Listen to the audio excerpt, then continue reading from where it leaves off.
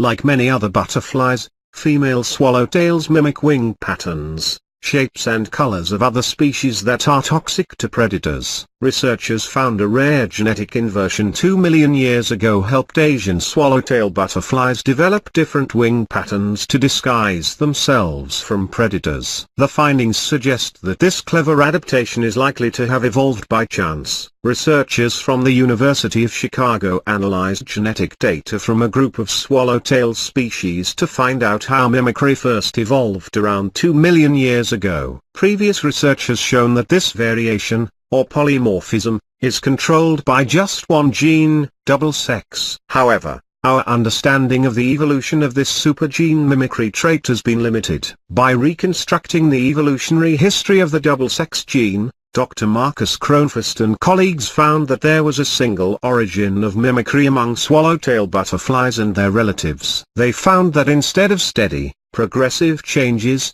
a one-chance genetic switch helped create the first swallowtail mimics. When one type of butterfly became more common, predators realize they are not toxic and start to feed on them. This reduces the number of that particular butterfly until another one becomes more common, and so on. Eventually this process balances out and preserves a relative number of each form. They also saw that some butterfly populations have maintained multiple female forms for millions of years, while others lost the original, undisguised form. In butterflies with one color pattern, we have a gene in a normal orientation on the chromosome, said Dr. Marcus Kronfast, senior author of the study. In the butterflies with the unusual, alternate color pattern, that gene was spliced out, flipped, and then spliced back into the chromosome at some point, said Dr. Kronfast. That flip, or inversion, keeps the two genes from recombining if those two different kinds of butterflies mate,